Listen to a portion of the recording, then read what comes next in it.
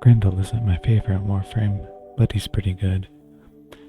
I don't have any shards in him, but if I did, I'd put some blue armor shards and maybe a purple equilibrium shard, maybe some red duration shards.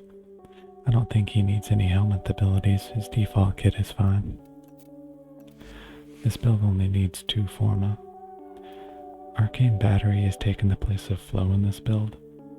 Since Grendel gains armor for each enemy in his belly, it's going to give you even more energy than the UI shows right now. Arcane Bellicose is going to give you extra 72% strength. This is better than Molt Augmented, and it doesn't have to be built up like Molt Augmented. For the Aura, Energy Siphon has some synergy with Nourish. Archon Stretch and Overextended are increasing the range. Archon Stretch's energy regen is going to be activated by a companion for this build.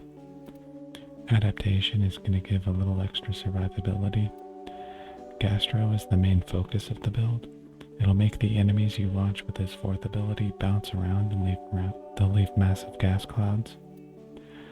Umbral Vitality is giving a lot of health and also going to give strength due to Arcane Bellicose. Umbral Fiber is going to give a lot of armor, which also gives you energy due to Arcane Battery. Umbral Intensify and Blind Rage are just for strength, which is going to increase your damage. For weapons, you can use whatever you like. I recommend bringing at least one good weapon though, because sometimes you might run out of energy. Xeneric is here just because the energy regen helps out a lot, and it has some synergy with Nourish. For the companion, I recommend Death Cube with a Vaporize and Energy Generator build. Make sure you give Death Cube a weapon with electricity damage so that Vaporize can activate Archon Stretch. I'm using the Hellstrom with this build.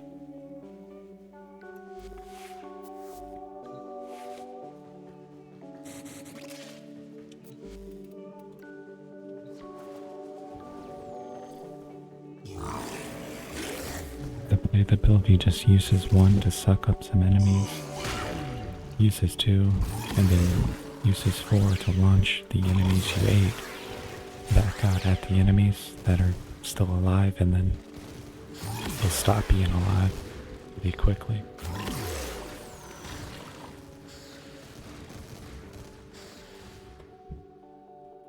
You can use his 3 to roll around. You can go pretty fast with it. You can use all of his abilities while you're in his 3, but it will drain energy pretty fast.